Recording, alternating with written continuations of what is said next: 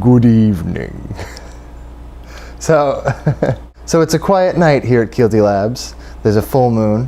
I thought I'd take advantage of the atmosphere to do a little reading. This is from The Watchers in the Dark, my take on a modern Lovecraftian weird tale that was published in July 2003 by Jersey Devil Press, and you can read the whole thing at jerseydevilpress.com. Just go to their archives and look for the Lovecraft issue. I'll post a link down below. So get comfortable, maybe grab a glass of your favorite adult beverage.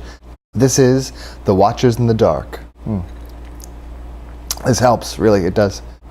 Paul first saw the dark thing one night when he let Duke outside. It was there in the light that spilled from the kitchen, staring at him.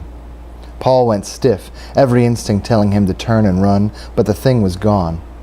It loped into the darkness, and Paul might have written it off to booze and imagination if Duke hadn't given chase, snarling in a way Paul never imagined his companion capable. The glimpse had been so brief, so charged with terror. Paul wasn't even sure what he'd seen. He could not conjure a clear image, but what he remembered had been wrong. Too tall and upright to be an animal, but too bent and lanky for a man. Only the thought that Duke would chase the thing beyond the property line and be lost sent Paul out into the night. The fresh snow reflected the cold light of the gravid moon, casting the farm in a cheerless indigo, like the ghost of its living self. Paul drew his arms tight, his breath coming in short, foggy bursts. The tracks beside Duke's were larger than any boot, and bifurcated into two thick toes. Tempted to take a closer look, Paul instead forced his attention away. He shouted for Duke, but his call died in the still silence of the snowy landscape. The property was still unfamiliar. It had been theirs only 2 months. The house had seen several renovations, but its foundations were older than the nation. Mice burrowed warrens into the fieldstone walls, and creeping vines and strange waxy fungi rooted in the crumbling mortar. Paul had no yen to leave their city apartment for a fixer-upper farmhouse miles from the nearest neighbor and 20 minutes further from work, but it was Amy's dream, and the settlement from her mother's death that paid for it. The tracks turned around the house, and Paul felt a sinking dread about their destination. No renovation had ever touched the root cellar. Buried beneath the original house, it was accessible only by the stone staircase beneath a hill in the backyard. The broker never mentioned it, leaving Paul and Amy to find the entrance, hidden behind a cluster of brambles, on their first tour around the property. Amy was terrified of snakes and wouldn't go near it, so Paul descended alone, stale air rising up to meet him. Halfway down the strangely deep stairs, the absolute darkness turned him around. Standing now at the ancient threshold of the root cellar, Paul fought his flight instinct. Neither snow nor moonlight penetrated very deep, and he could just make out the tracks on the top stair before inky blackness swallowed the rest. Paul's clenched vocal cords emitted a tiny croak, but he cleared his throat and called for Duke, once, and then again. No echo escaped the cellar. Paul looked up at the house, at the warm glow from the baby's room where Amy was working.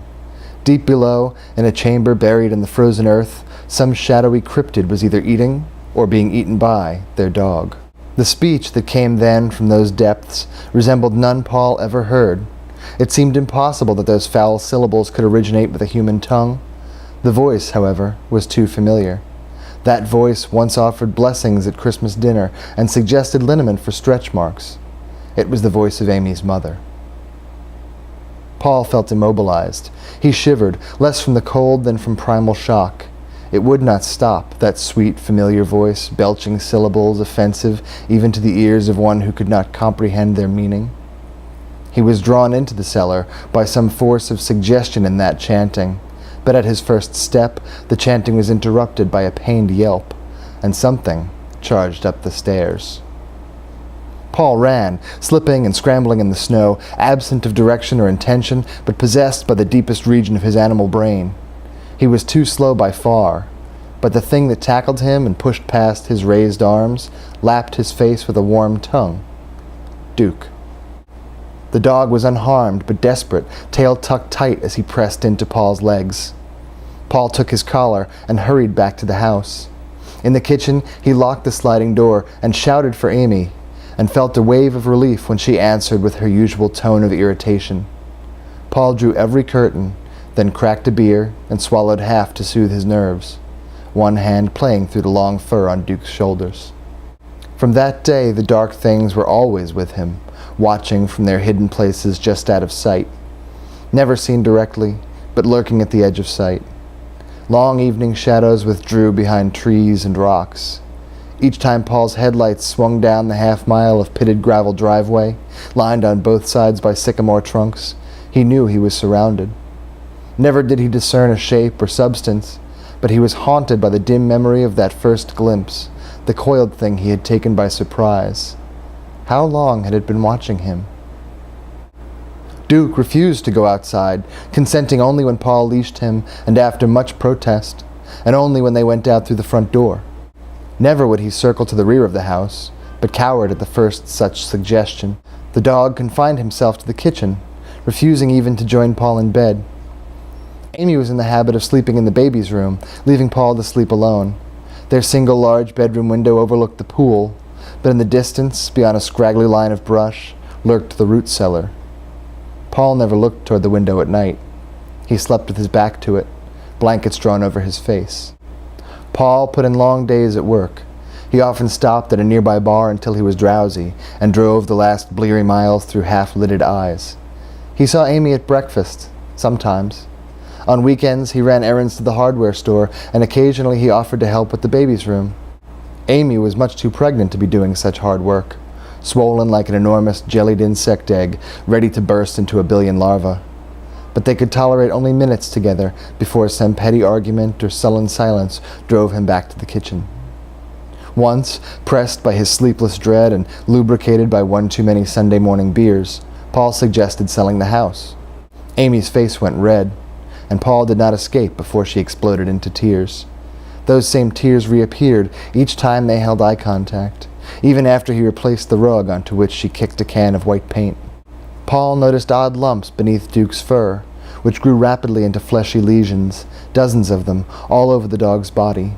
The vet was at a loss to identify them, but said they were vascular and could not be removed without considerable pain and risk.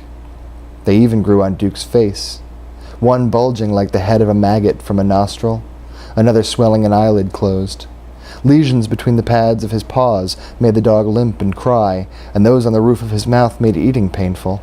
Lesions protruded even from his rear, and Duke defecated only when Paul dragged him, crying and cowering, into the yard. The time was well past when Paul should have made the difficult decision, but it was not something he was ready to face.